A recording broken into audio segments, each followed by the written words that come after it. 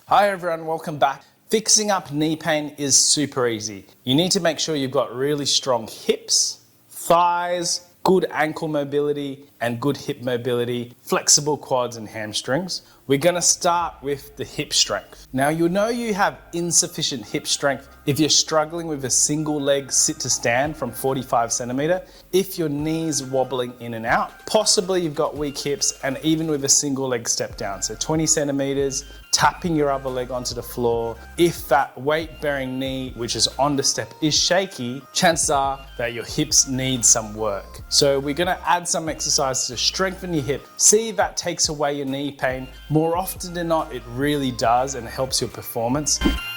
That's because your hip is responsible for control of your top thigh bone, called your femur. If your hip bone is not secure and it's wobbling a little bit, your kneecap has no chance to stay in midline. It fails to stay in your kneecap and it wobbles side to side, and that's a chief contributor to kneecap pain, pain behind the kneecap, getting some arthritis behind the kneecap, patellofemoral pain that's called, or chondromalacia patellae, where the cartilage at the back of your kneecap is wearing away a little bit, and even just knee arthritis itself. Because imagine through all the movement you do every day that your knee is shaky and the joint itself is wobbling a little bit. That's a chief contributor to arthritis.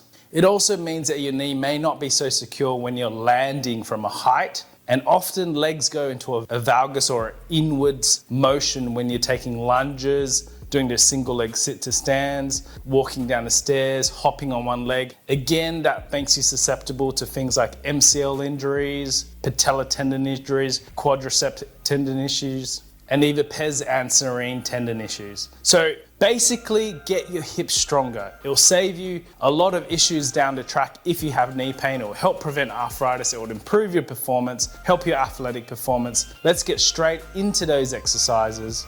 So we're going to start super easy, guys. I'm making this super basic for you. So to do the big gluteal maximus muscles in your bottom, we're going to do single leg bridges. So first, let's start with two legs. Lift your hips up high. Now observe how high you lift that. That's what you're going to want to reach with one leg. Now if you can't quite reach that high, it means you might have to do 1.5 legs. So if you're wanting to exercise the right leg, the left leg is going to be fully straight out. You can still push through the heel, but you're trying to lift just as high. Now not many people can actually reach that high. It is a struggle for, I'd say, at least half of the people we see in clinic.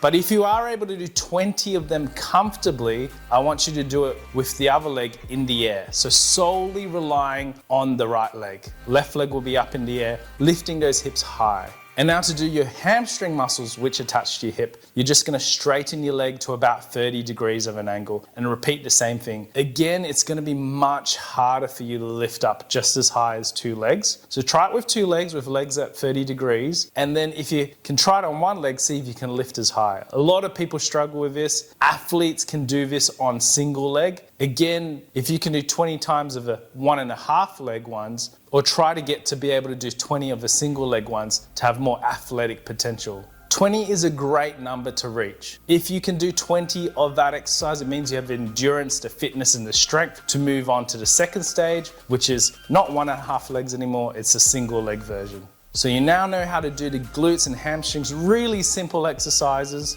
For the more athletic people, you might choose to do this on a step. So again, start with two legs on the step, lift really high, and if that gets easy, try 1.5 legs. And if you can do 1.5 legs 20 times, do it on a single leg and aim for 20 times. And if you're able to do that, you are in the elite population for your hamstrings and your glutes. And your knees will be loving you for it. So for the side glutes, so you're talking gluteus medius and minimus, lying on your side, band around your knees, lifting high. Now the trick for this exercise is your whole body should be in a straight line, and try not to let that leg float forwards. So if the leg is lifting forwards, you're likely using a TFL muscle, which is more of a hip flexor than a hip abductor. When you look down, you should only see your toes. Lift nice and high, hold 2, 3, and back down. Generally, you need only a light or a medium band for this. You don't need to go very strong. Again, if you can reach 20, that's a nice number. And even if you can add a hold, that makes it even harder. There's more time under tension. But if you can do 20 of those, bring it to mid shin. If you can do 20 of the mid shin ones, bring it to your ankles. Again, people who can do 20 around the ankles with good form, with a hold, 2-3 seconds, are probably in the elite population or in the more sporty and athletic population. Your knees are gonna love you for it. So if you're finding that you're weak in these movements, it probably means you would benefit from getting your hips stronger, and your knee pain will probably feel a whole lot better during movements like squats, lunges. It'll get rid of the wobble when you do single leg sit to stanzas, Bulgarians, and those step down exercise I showed you earlier. Now the reason why I've selected your single leg sit to stand, your Bulgarian, and your step downs is that they're all single leg weighted exercises. So if you aren't doing those well, if you notice there's a lot of wobble in them,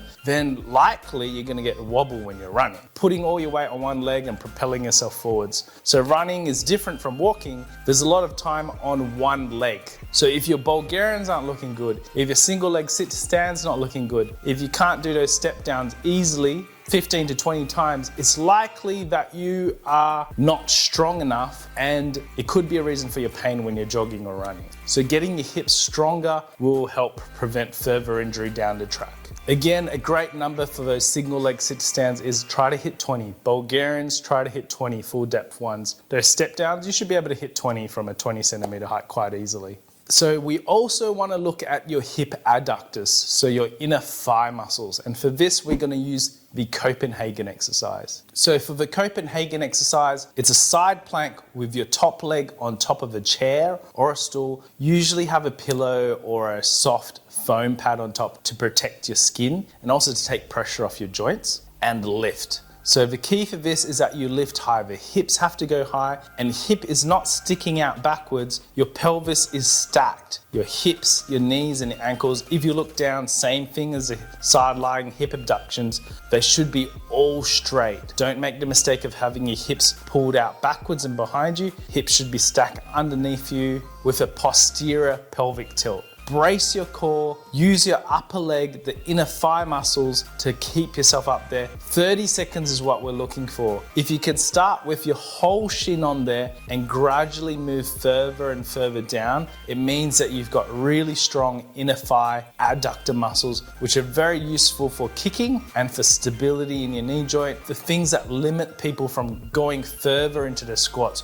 without getting into knee pain is the strength of the hip adductors and abductors. So make sure they're really strong. This is a great important exercise for anyone recovering from an ACL or an MCL strain, and anyone having an adductor injury and returning to sport. It's very useful for soccer players. In fact, they encourage soccer players to do this a lot because they get a lot of adductor and inner thigh groin strains. It's also very important for anyone who has pes and serine bursitis. Remember, there's 3 tendons responsible for pes and serine pain, which is just on the inside of your kneecap and further down near your patella tendon. These muscles are your sartorius, your gracilis, semitendinosus. A hip flexor, sartorius, gracilis, a groin muscle, semitendinosus, a hamstring muscle. So you want to get good at those single leg bridges I talked about earlier, with the leg further out, the hamstring version. So your knee at 30 degrees, having a good lift of the bottom, same height as 2 legs. You want to get really good at the Copenhagen because it's also an adductor for the gracilis muscles. So get really strong in that to prevent pes and serine bursitis. A lot of runners suffer from this problem too. So if you're just trying to escape from knee pain, you're just an ordinary person, you're not in a super athletic population, being able to do this Copenhagen at upper shin level is probably fine. 30 seconds, good form, but if you're an athlete, mid shin or below, getting close to your ankle is desirable. So there you go, guys. These are simple standards, simple goals, simple landmarks for you to achieve, for you to get out of pain. This is the structure I generally use with all our patients. With all the patients I see, I try to make it really simple. First, strengthen your hip, then get good at squats, get more flexible in your hip flexors, your hamstrings, your glutes, get flexible around your hip, and then get greater ankle mobility. And most of the time, getting rid of knee pain is very simple. And I would say the same thing for back pain and neck pain. To get rid of ITB pain, for example, you do need really strong hips, because if your glutes aren't firing properly, your TFL, your tensor fasciae latae, tends to overwork and that ITB gets very tight. So someone with ITB pain will want to get really flexible through their hips, but also get really strong through the glutes, offload pressure off of ITB. And generally, if you increase your level of strength substantially and your flexibility, even if you have small things on your scan like arthritis, small old meniscal tears, Baker's cysts, patella or quadriceps tendinopathy, or ITB friction syndrome, it won't matter so much. These things will all gradually at least be less symptomatic or actually get better over time. Thanks for watching, guys. So we've covered hip strength. We'll do more on this, but we'll also cover hip flexibility, ankle mobility, and quadriceps strength to help you fix knee pain in the coming videos. Thanks for watching. Please like